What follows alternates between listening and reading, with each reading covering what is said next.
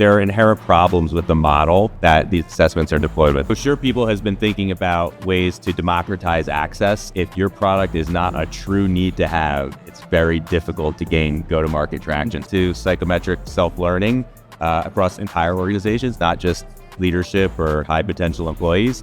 We're basically creating a personalized AI coach for everyone, regardless of their position on the org chart, regardless of their personality type, regardless of their ability to spend money, that is going to take someone through a set of assessment questions, only 5 minutes long to complete the entire assessment. We can take feedback from a customer and have it live in a product in 2 weeks. Anyone that wants to take our brief psychometric and get access to their own personalized AI coach, go to SureCoach.ai.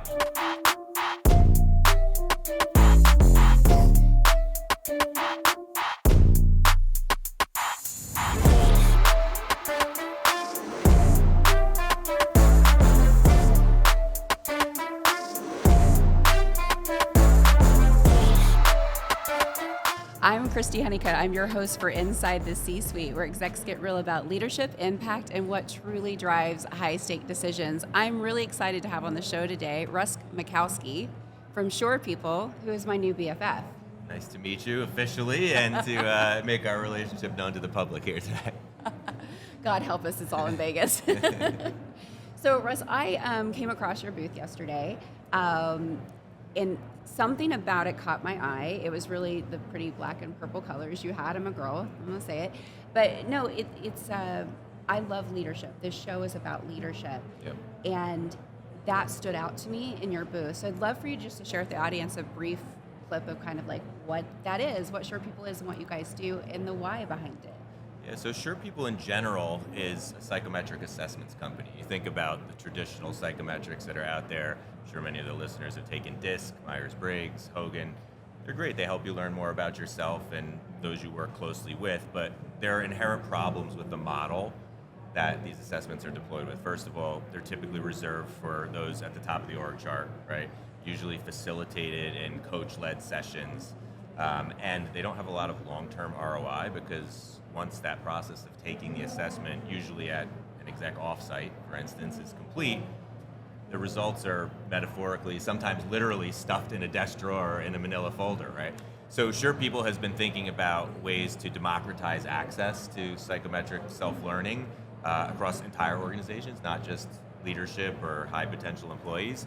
And we've utilized technology to make the results, the findings, the understandings of people's differences, strengths, weaknesses available in the flow of work via integrations with tools like Slack. So I'm about to go into an important meeting with you. I don't know you that well. You sit in a different location or on a different prong of the org chart. It would be great to learn about Christy first, and so I might we should have save done this myself some before we mistakes. sat. Exactly. Well, that's really interesting. So how did this technology come about? Like, and what's the why behind it for you? So I came on as the CEO of SurePeople about 18 months ago. Okay. My background is in go-to-market leadership and HR tech. I'd been head of sales at iSims and Smashfly, the ladders way back before that.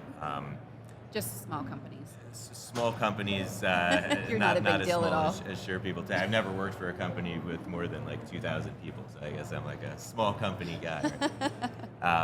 But yeah, I was excited about the opportunity to take the baton from the product/technically oriented founder of SurePeople and work on growing our go-to-market scale essentially, and learned a lot of things in the process, some of which have been humbling, to be honest. This is my first time as a CEO of a company at some level of scale, and I think one of the biggest learnings that I've come across is when the economy is in the state that it's presently in, if your product is not a true need to have, it's very difficult to gain go-to-market traction. So we've been kind of teetering right on the border because for certain ICP and certain types of buyers, the fandom of our product is contagious and incredibly energetic.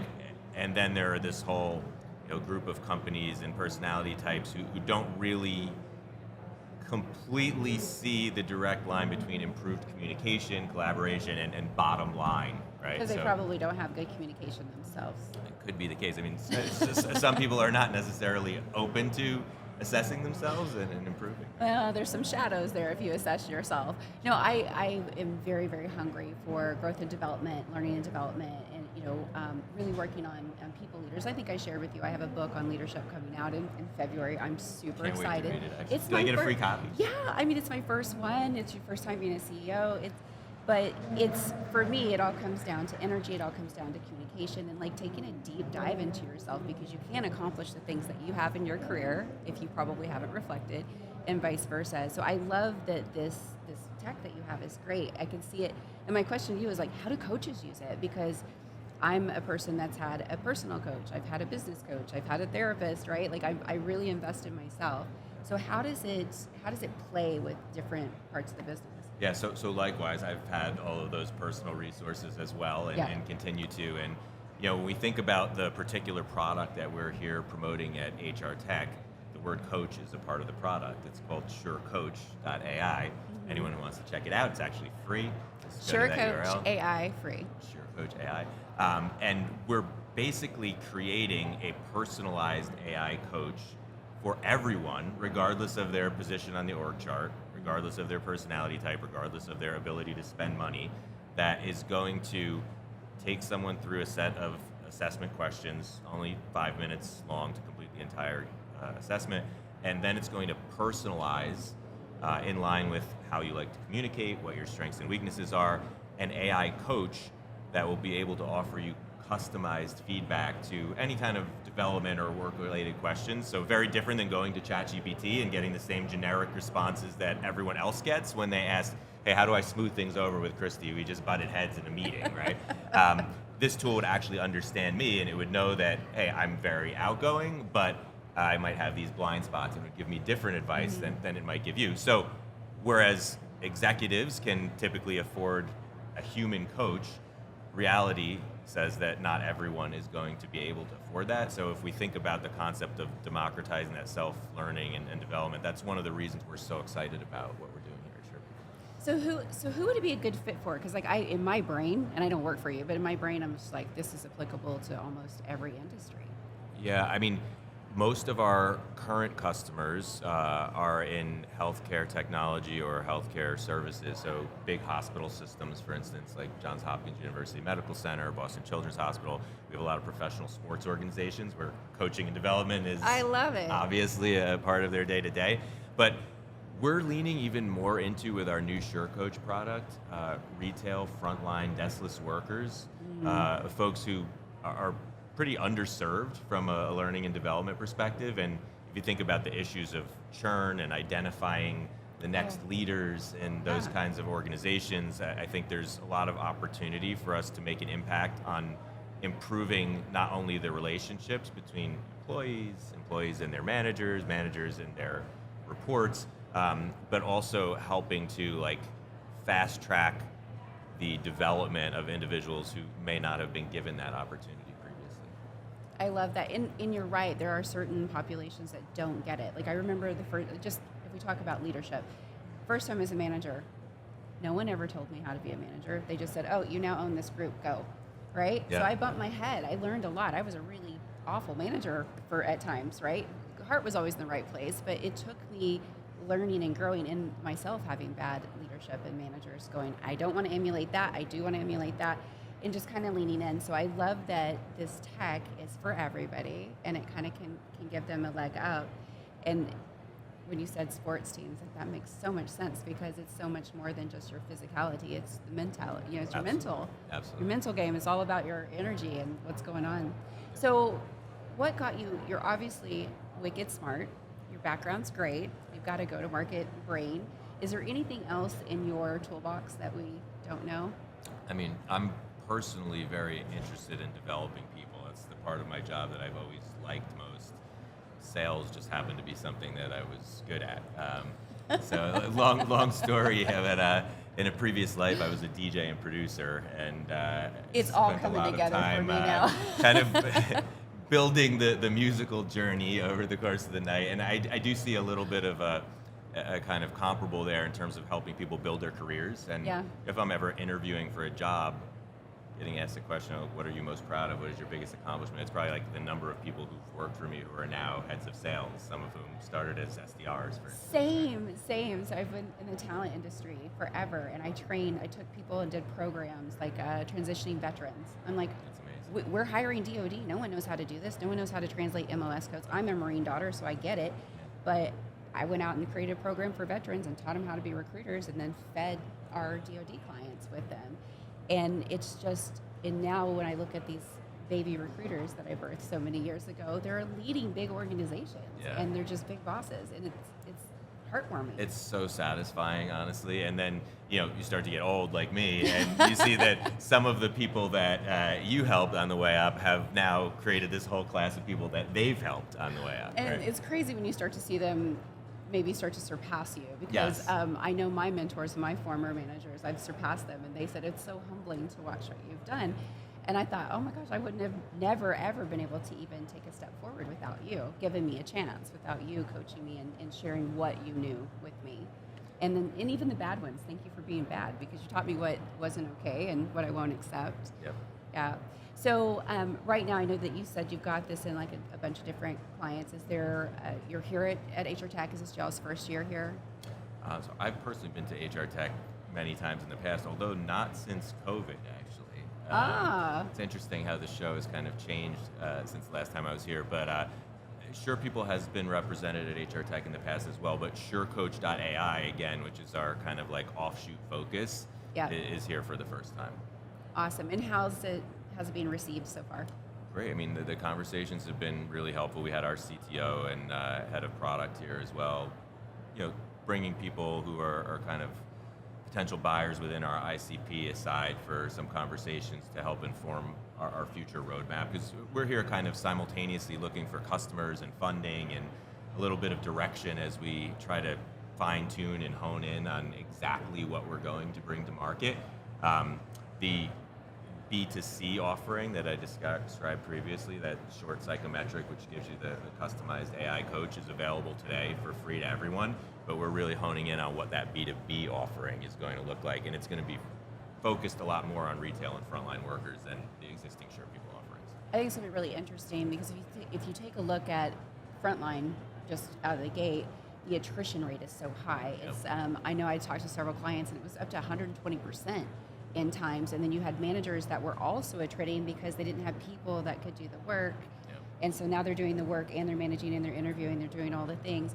So I think this is going to be, I know it will be very impactful for that population, obviously, and it'll be great to see who's interested in partnering with you, because I could see a lot of tech here that could gobble that up and make it part of their toolkit and just really drive home. Because you make me think of retention, because you put all this work into hiring these people, and the front line is great, that area, retail for sure, but you put all this effort into attracting them and bringing them in, right? And now you got to keep them. And I think the keeping them part in the world we live in today, the multi-generational workforce, the different forms of communication. I mean, I was talking to a guest earlier today and said, do you remember I'm old. Did you remember the dial-up phones? I do remember the dial-up Yeah. phones, yeah. Okay, so do you remember the TV, MTV? It used to have the cord you had to pull out with the cable box. It was bottom down, first button. Yes, I do. Video killed the radio star. Absolutely. That's so funny. So you are a former DJ, so I'm sure you're going to get that. But our communication has changed. I remember when getting a text message, it was very private. And now you get text messages from people you don't know, and fraud is like crazy, and no one knows who to trust. And you get text messages that say, hey, can you text? Yeah. Well, yeah, you just texted me, right? So communication's changing, but I think we all want to be communicated to differently. So this technology, I can't wait to take the free test. I would have, except I didn't get it until very late last night. We are in Vegas. Yes. Vegas will make those kinds of things happen, right? But I think it's just important to touch on briefly as well, talk about how communication is evolving. Outbound outreach from a GTM perspective is also evolving. And Yes. AI brings with it good and bad, obviously. And from my perspective, a part of the bad is just the mass volume of outreach that is persisting into every decision maker's inbox today, right? Some of that comes in the form of text, some of it in the the form of in-mails or emails. So I think there's more and more relevancy when it comes to partnerships and channels for distributing new products than there's ever been. I've noticed a greater concentration of people in partnership-oriented roles at the show this year than I ever have, actually. So I have as well, and I think you're definitely on it. So I've been here formerly with another organization, and our partners and clients who picked up here, but the partnerships are more long-term, and it's like a gremlin, right? or wait, what did they used to call them? What am I thinking of? They throw Gizmo, they put water on Gizmo, and you got gremlins, right? So it's kind of, it's there, we need it. We need a different, the partnerships just, they expand 10 times faster. Yep. And hopefully you're choosing a partner that's awesome and really representing your brand. How would you go about choosing a partner? What would you recommend in your seat? Yeah, so we're partnered with Pavilion, which is a really tremendous relationship for us, also focused on development, particularly of executives in the GTM space, right? And it allows us as their exclusive assessments provider to get on the radar of decision makers who can then bring our product into their own companies. Pavilion is also incredibly active on LinkedIn and their own private Slack community, right? So it's a great way to create word of mouth referral and such. But when it comes to selecting great partners, I think a shared sense of purpose between the two companies, even from a mission, vision, values perspective, is very important too, right? Because there are purely financial partnerships, and then there are partnerships that are a little bit wider than that. The financial ones tend to last as long as the non-financial relationship does, in my opinion, and people turn over as well, right? So I think it's important that the companies fundamentally are aligned when partnerships are being chosen. So what is one thing that you and your organization do that's better than anybody else? And it is okay in this moment to brag. One thing we do that's better than anybody else, we ship product really fast, really, really fast. We have a tremendous CTO and engineering organization. We can take feedback from a customer and have it live in a product in 2 weeks. Wow. So one of the benefits of being small and agile, right? Yeah, that's great. How about the things we don't do well? Well, I know that you're going to tell me that you're into coaching and leadership, so I know you would tell me all the times you failed. I'm not even surprised. Is there a big failure that stands out to you that really shifted your career? It was probably last night when I shouldn't have split 8s against a 6. But no, other than that, a big failure that stands out in my career. I feel ashamed maybe to admit it, but it's been repeated a couple of times. Hopefully I'll learn my lesson now. I don't think this is a unique failure either for folks in go-to-market, but not nailing ICP can have tremendous shorter and long-term ramifications to an organization, right? There are only so many financial bullets, especially at venture-funded startups, right? So I think what I have learned throughout the course of my career is to try to test and validate before really going all in. And I'm experienced enough and hopefully smart enough to know that I should be doing that, but it's not always as easy in practice when you're operating under the pressure of reality and needing to show growth and scale at an early speed stage. now, yesterday, all the great things. Well, I am so grateful that I got to meet you and that you taught me how to play poker. Blackjack? Apparently I don't know the difference between poker and blackjack, but it was a lot of fun. Thank you for coming on the show. I really appreciate it. How can people get in touch with you and your product, and if they want to talk to you about partnerships? Sure. So I'm just at Russell with 2 S's and 2 L's at SurePeople.com. Anyone that wants to take our brief psychometric and get access to their own personalized AI coach can go to SureCoach.ai. Connect with us on LinkedIn. We're happy to partner, talk, take feedback, and anything else.